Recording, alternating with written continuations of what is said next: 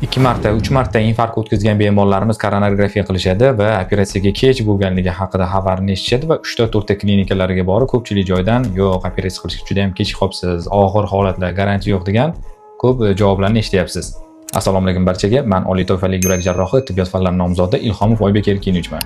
Hozirgi kunda ko'pchilik joylarda bemorlarga yurak operatsiyasi uchun kech qoldingiz, operatsiyani o'tkazish deyarli imkoniyatsiz, garantiya yo'q, 50-50 ham emas degan javoblarni ko'p eshitishadi va tushkunlikka tushib, uyga olib ketib, taqdir taqozoga tan berib, uyda poylab o'tirishadi. Lekin hozirgi kunda bizani markazimizda yurak operatsiyalari eng og'ir holatlarda, terminal bosqichlarda ham bajariladi.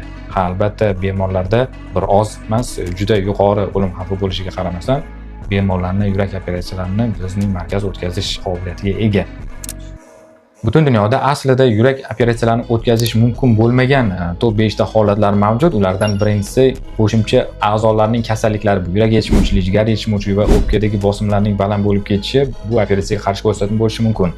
Ikkinchi holatlarda esa texnik jihatdan oyoqdan yangi tomir olib yurakka ulaydigan joyi bo'lmasligi, diffuz o'zgarib ketgani, qon tomirlar qotib, toshga aylanib ketgan holatlar bo'lishi mumkin.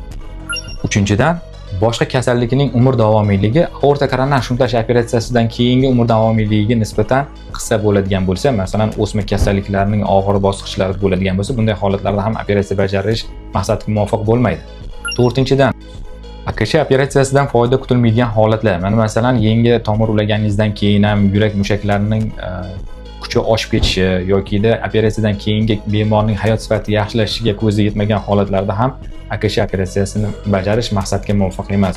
5-holat yurak jamoasi konsilyum qilgandan keyin bitta tomirga yoki ikkita tomirga faqatgina stent qo'yish bilan cheklab yoki dori-darmon tavsiyalari bilan faqat dorilar bilan yurib tursa bo'ladi degan fikrga kelingan bo'lsa, bunday holatni tanlash maqsadga muvofiq hisoblanadi. Aziz yurtdoshlar, sizga va sizning yaqinlaringizga yurak operatsiyasi tavsiya etildi va bu operatsiyani bajarish deyarli imkoniyatsiz deyilgan holatlarda bizning markazimizda ko'pchilik bunday bemorlarni operatsiyasiz kam yashagandan ko'ra uzoqroq yashashiga sababchi bo'luvchi operatsiyalarni ko'pdan ko'p bajaramiz. Bunday maslahatlarni olish uchun bizning sahifalarimizga obuna bo'ling va bizga murojaat qilishingiz mumkin.